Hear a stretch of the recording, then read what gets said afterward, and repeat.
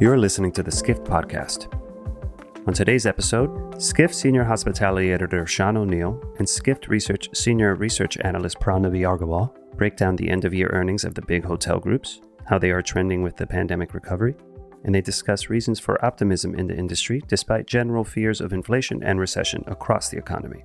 For more like this and the latest news in hotels, visit skift.com. Enjoy the conversation.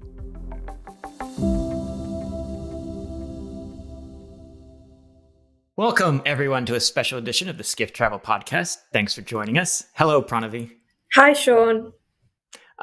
It's been hotel season has just ended, and you and I were talking about it, and we sort of agreed we should do a podcast to cover the highlights, think about the outlook for the year, and look at some key industry metrics.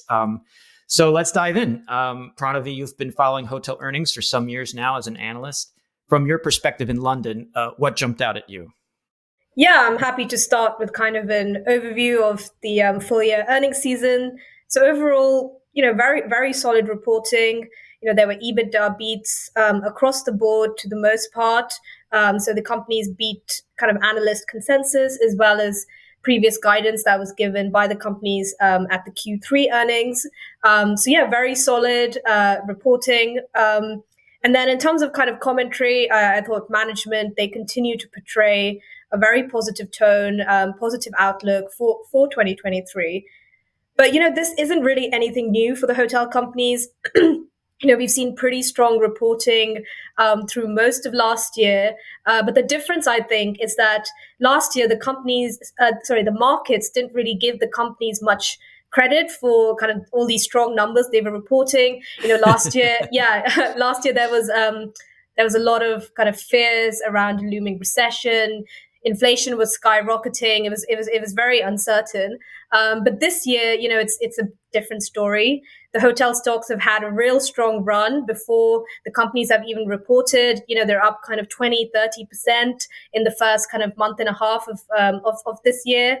That run has moderated a little bit, but it just, I think, goes to show that investors were expecting strong results. They're seeing that demand for travel is staying very resilient despite the macroeconomic headwinds out there. And, the Q4 results showed that there was quarterly recovery across most regions besides China. China actually took a bit of a step back. But Asia Pacific ex-China in particular saw a big step up between Q3 and Q4. And that was kind of led by strong rates. And that's kind of similar to what we've seen in the US and Europe last year when they were in the recovery phase. So they're kind of following that playbook of what we've seen in the US. And then within the US in itself, we saw kind of quarter-on-quarter recovery there as well. And I think there were some fears that, the US is fully recovered, RevPAR is above 2019 levels. Now there's going to be a big recession hit. But in Q4, we saw US also, have a step up in RevPAR versus Q3. And that was led by both occupancy and rate. And then, leisure continues to kind of lead the recovery as we've seen, throughout much of COVID. But importantly, I think, is that Hilton and IHG both reported that business transient demand had fully recovered in the US. And I think that's a really important milestone because it really goes to show, and it really dispels fears out there that there would be a permanent impairment to business travel post-COVID, and that's not really happened. And I remember in 2020 when all these stocks, RevPAR was down like 80% or whatever, and the stock was down 80%.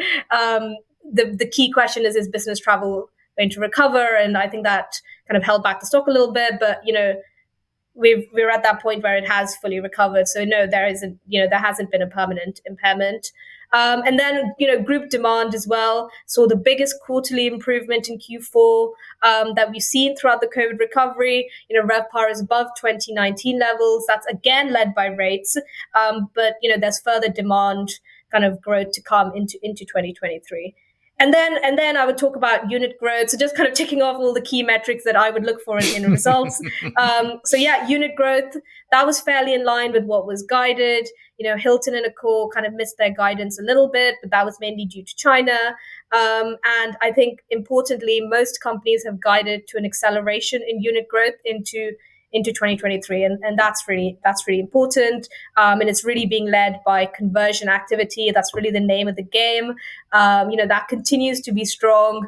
We're entering into 2023. It's a high interest rate environment. Inflation is still high, cost of construction is still high, and it's difficult for independent hotels to get financing. And we're seeing this kind of flight to quality, flight to safety towards the branded hotels. And conversion activity has been really strong, and management of these hotel companies expect that to continue into 2023. I think one stat I would pull out is that Hilton said that 24% of their gross openings were from conversions, and they expect that to go up to 30%. So that's quite a significant step up. And we can talk about Spark. They've launched this new 100% conversion brand in the kind of premium economy mid-scale segment called Spark. We can talk a bit about that later. But generally, I think guidance for 2023 as well was pretty robust. Even if you include a slowdown in the second half of the year, we know that hotel companies like to guide conservatively. So we can expect them to kind of beat guidance and raise guidance throughout the year. And we can talk more about that in the shape of recovery. That is the $1 million question, really. Yeah, I mean, I think so. To your point, this was one of the most previewed hotel earnings seasons in many years because a lot of executives were offering hints and guidance in the weeks ahead because so many people had been worried about recession. And I would, listening this year to both so many analysts, on these earnings calls, I have to say, I love your clarity and your eloquence and sort of very concisely summing up what the key points are and the mood music is there, Pranavi. I guess one question I kept hearing from analysts is, will the recovery continue? And you sort of touched on that, but what maybe draw out your point there about what you think will happen with the recovery? Yeah, I mean, that's the key question, really, isn't it? I guess the first thing I noticed when kind of the results kind of hit the websites was that the companies have stopped giving guidance versus 2019 levels. So that's a sign in itself that we're coming into a more kind of normalized world, kind of post-COVID, that perhaps we're not so much in this recovery stage. We're there kind of, especially the US focused companies. And I think general commentary around guidance was that into the second half of 2023, we're going to enter into this moderate recessionary environment. I think that's exactly what Chris Nassetta, CEO of Hilton, said, that we will see some plateauing of RevPAR growth rates and kind of ADR, so that's average daily rate, so prices, into the second half of 2023. So there will be a slowdown, and those kind of growth rates that we saw in 2022, those will kind of moderate and those will plateau. And I think one thing that I would kind of also point out was that kind of the impression I got from the commentary was that in 2022, the recovery was really led by strong rates, strong ADR. That was really due to low levels of supply, high compression in the market, and then also very high inflation rates, obviously. But into 2023, the 2023 recovery will be more balanced between occupancy and rates. And as occupancy kind of recovers to pre-pandemic levels, we will see rates rise in line with that. That's kind of simple kind of supply demand. But it won't be as high as the kind of rate growth we saw in 2022. And some of that has to do with inflation levels moderating this year, but also we will see that occupancy come back, capacity will come back into the market. There won't be as much compression. So we will see kind of occupancy and rates recover more on a kind of one-to-one correlation, which is what we normally see in recoveries. 2022 was a slight oddity in the fact that, rates recovered much earlier than occupancy. So we are kind of going to see a bit more kind of normalized levels of recovery. And I think to be honest, the market really appreciated that commentary. I appreciated that commentary because I think last year all management were reporting really, really strong numbers, but the market just wasn't incorporating that into the stock price because there was fears of recession, and that really battered the stocks. But this year, I think investors have really appreciated that. They've accepted that yes, there is going to be a moderate recessionary environment, but that the companies will have a soft landing. They will see RevPAR growth into 2023, even as we enter a recession, which is unlike any recession we've seen in the past. And I think guidance for this year was pretty solid, and it's been liked by the markets. And I think the main thing to realize is that there won't be a 10 to 15% drop in RevPAR because occupancy is still down versus pre-COVID, and there's still demand recovery to go, even if rates have kind of increased 10-20% above 2019.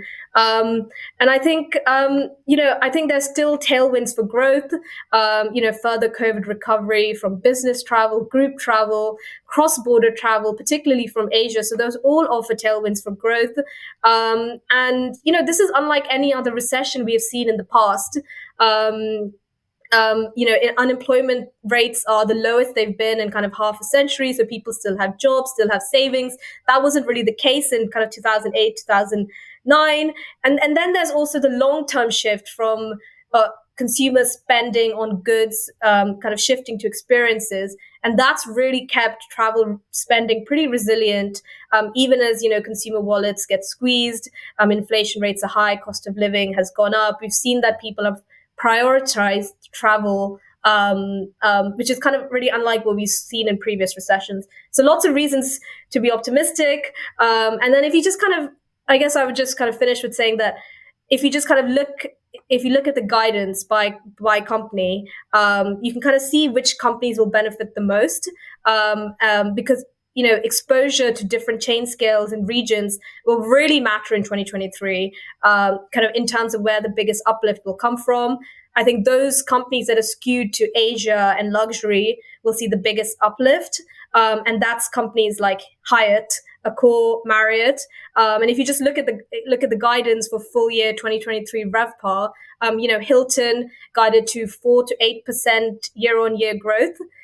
Choice, which is very domestic skewed in the US, guided to just 2% growth. And you compare that to Hyatt, which guided to 10 to 15% growth. So that's almost double what Hilton has seen. So though Hyatt was kind of held back in the recovery, was a bit of a laggard, now is the time those companies that are skewed to Asia are really going to shine. So yeah, I would be very interested to look at kind of Marriott, Accor, Hyatt's results. Even IHG is the most skewed to China within its peer set. So these are companies where you might see the kind of biggest growth rates into 2023. That's really fascinating, especially that comparison there, but the revenue per available room, which is such a key industry metric.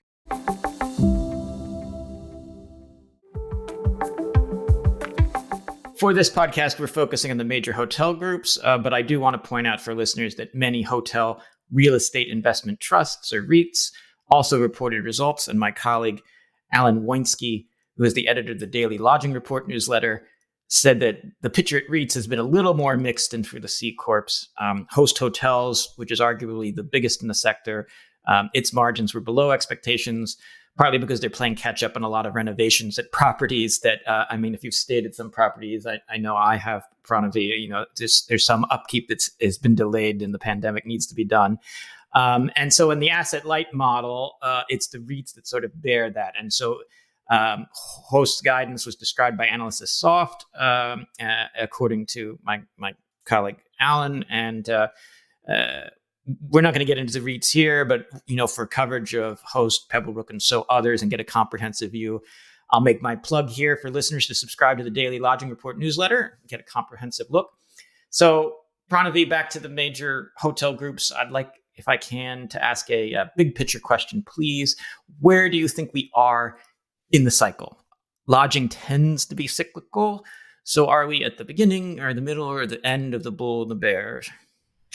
Yes, that is a good question.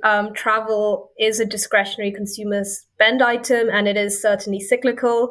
And I think pre-COVID, kind of 2019, we were pretty late in the cycle. But as we enter into 2023, I think it's a little bit more complicated.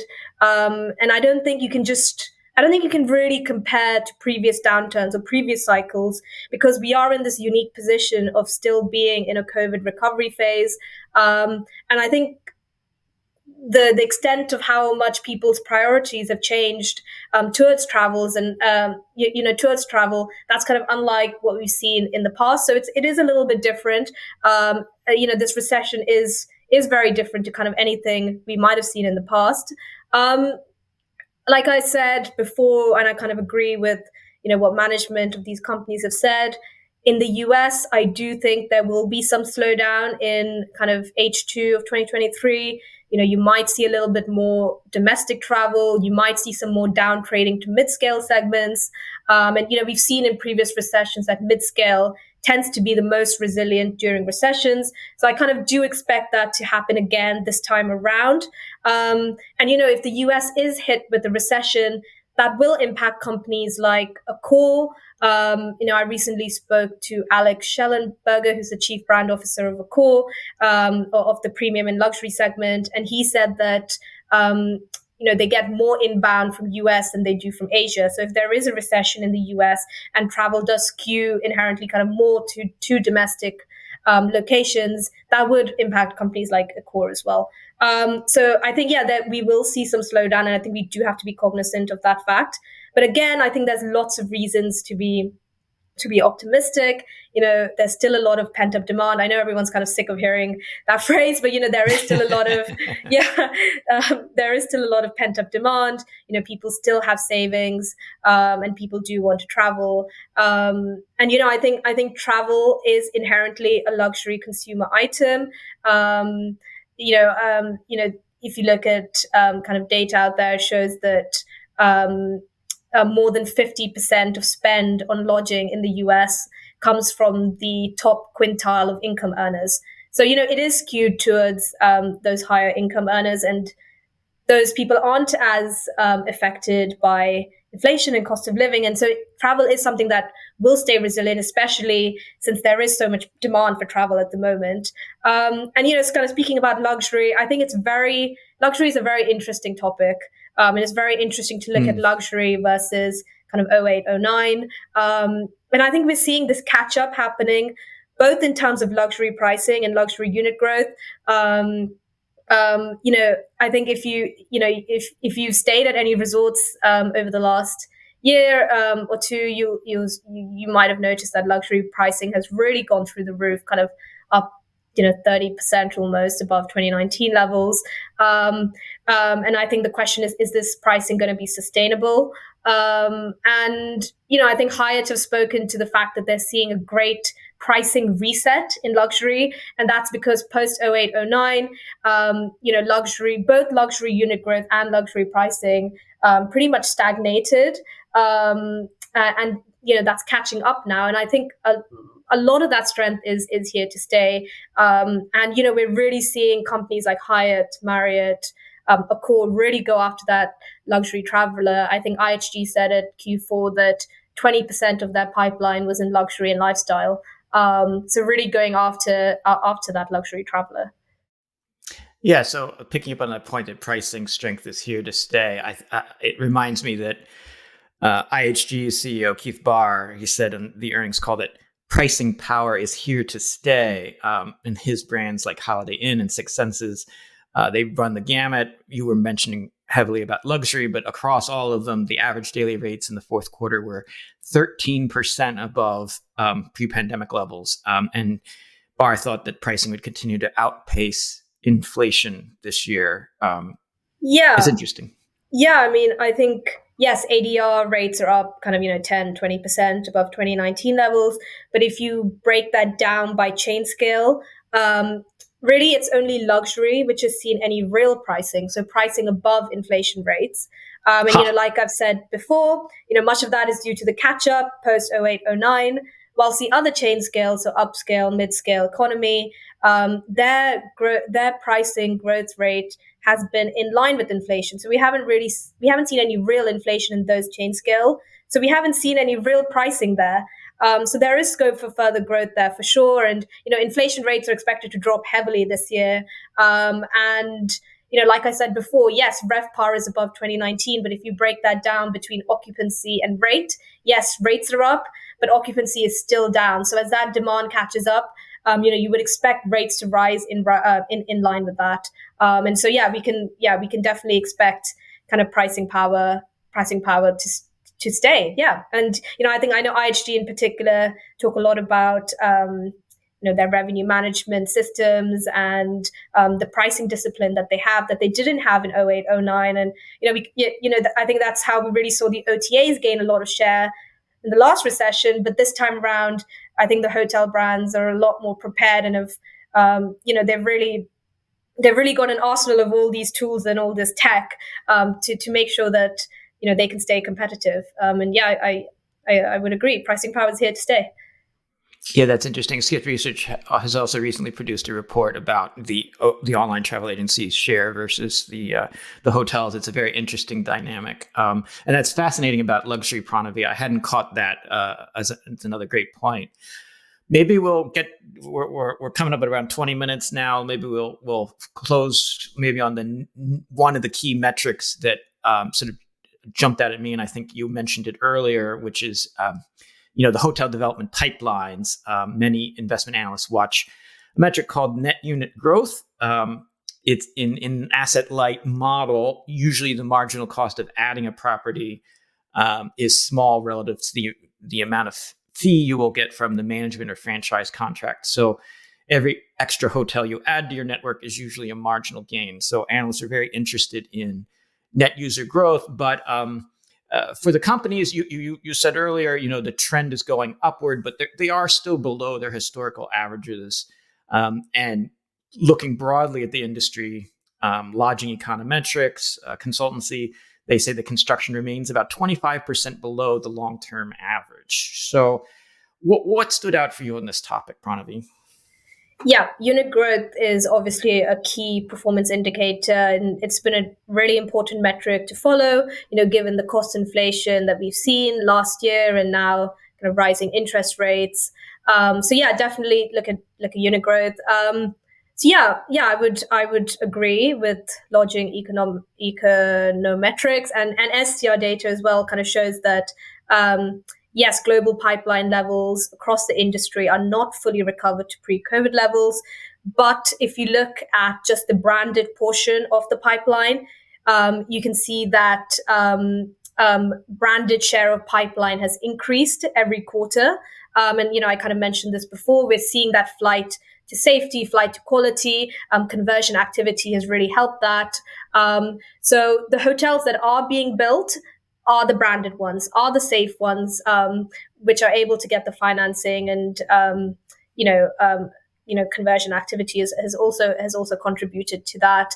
And then if you look at the guidance that these companies have given in 2022 results, is that they all expect net unit growth for full year 2023 to accelerate versus full year 2022, and I think that's pretty indicative of where they see kind of the development pipeline. They're seeing strong development, and it's going to stay resilient. And conversions is a key aspect of that. And I think an example here is definitely the recent flurry of soft brands that we've seen that have been launched in the last kind of couple of years. Most recently, you've had Spark, which is in the mid-scale segment that's been launched by Hilton, Handwritten Collection by Accor, also in mid-scale, kind of premium economy.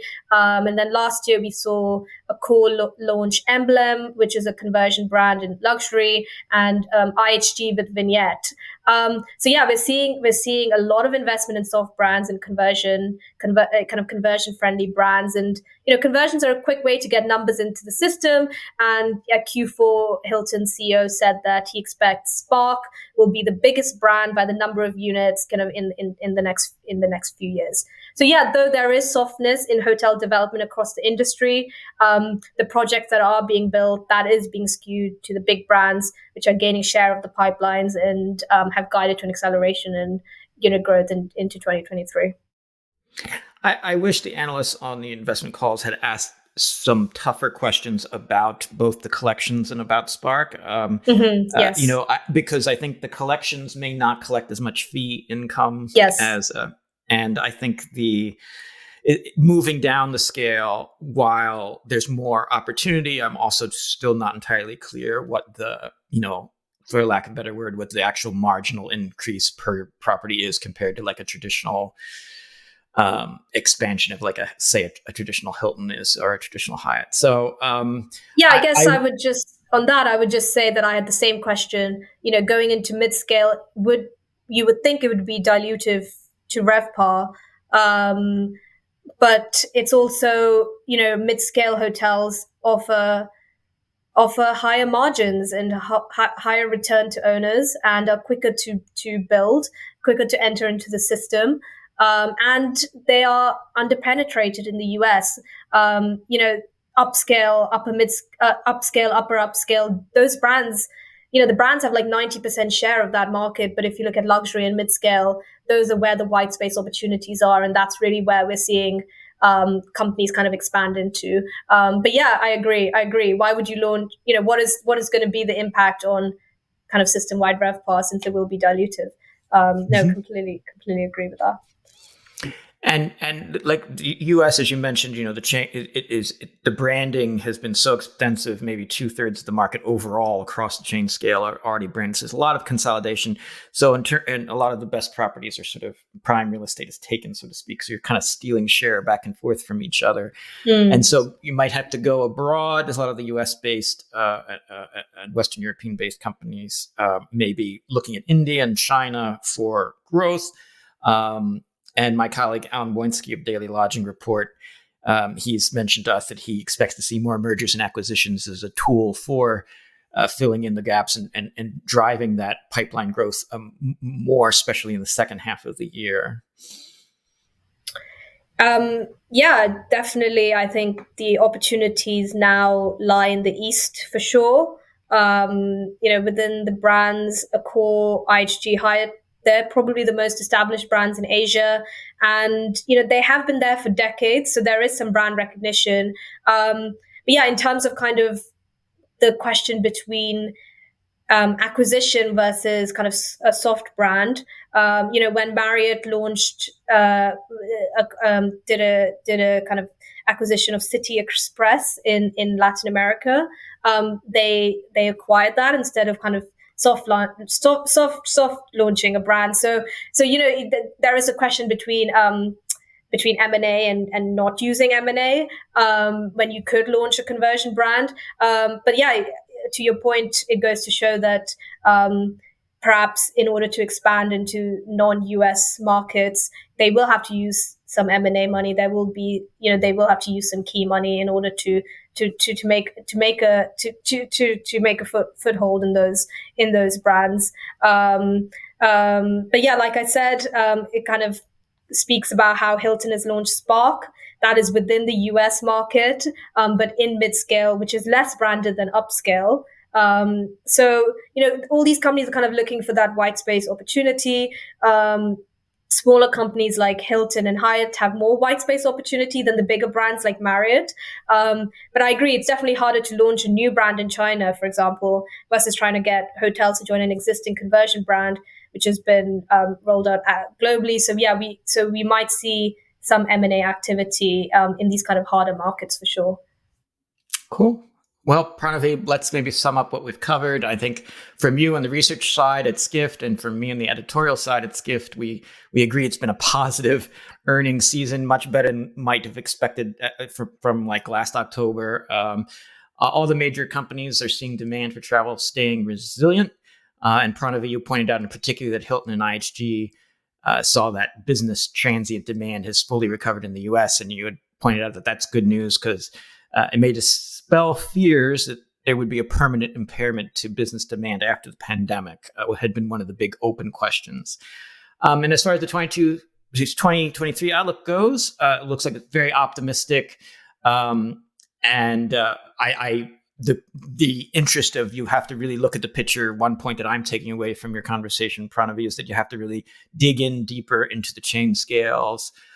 You've pointed out, for example, that Hyatt's luxury and resort room count is in the luxury and resort sector is now larger than the entire Hyatt portfolio a decade ago. There's been, and which brands and which hotel groups are exposed to the segments that are going to benefit the most in the next year or two. That's going to be reflected in earnings. And our next earnings season will be around the last week of April and the first week of May. In the meantime, Pranavi, I'm looking forward to seeing you in London for the Skift Future of Lodging event on the 29th of March. I'll be interviewing the CFO of Accor and the Chief Commercial Officer of Hilton. And I believe, Pranavi, you'll be giving a presentation and interviewing some of the industry leaders on stage. Yes, yeah, very much looking forward to the Future of Lodging event. I think I'll be moderating a panel which will be discussing the big bets and the big investments in lodging. So that should be super interesting. And yeah, it'll be great to see you then and to meet you then, because I haven't actually met you yet because it's just fully remote. So I really look forward to that. I'd like to thank everyone for listening to today's special edition of the Skift Podcast.